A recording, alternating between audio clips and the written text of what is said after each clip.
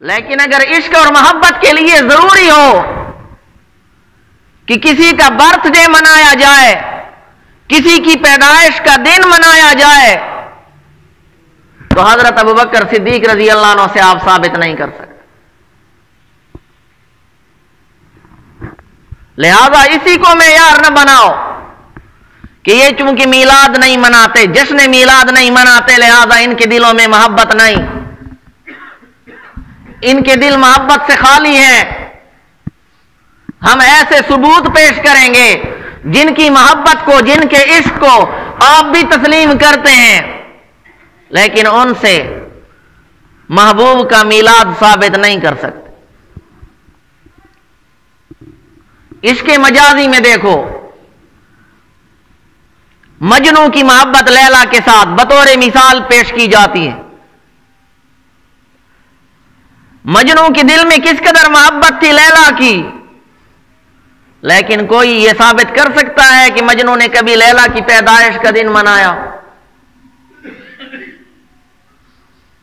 اگر پیدائش کی خوشی منائے بغیر مجنوں سچا عاشق تھا اور یقیناً تھا، تو پھر ہم اگر میلاد نہ منائیں تو ہم پہ فتویٰ کیسے لگایا جاتا ہے کہ ان کے دلوں میں محبت نہیں، ان کے دل عشق رسول سے، محبت رسول سے خالی؟ خود آپ صلی اللہ علیہ وسلم نے 13 سالہ مکی زندگی گزاری، 10 سال آپ صلی اللہ علیہ وسلم نے مدینے میں گزارے۔ جب آپ ہجرت کر کے مدینہ منورہ تشریف لے گئے،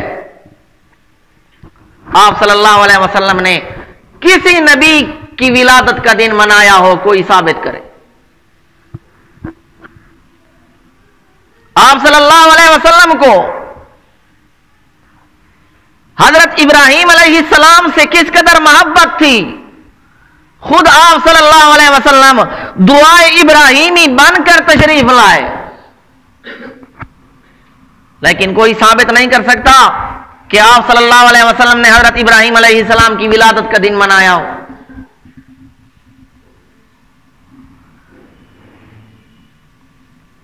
تو اصل چیز جو ہے وہ آپ صلی اللہ علیہ وسلم کی اطاعت ہے، آپ صلی اللہ علیہ وسلم کی اتباع ہے، جس کا ہمیں حکم دیا جا رہا ہے ان کنتم تحبون اللہ فاتبعونی، اگر تم اللہ تعالیٰ سے محبت کرتے ہو تو میری اتباع کرو۔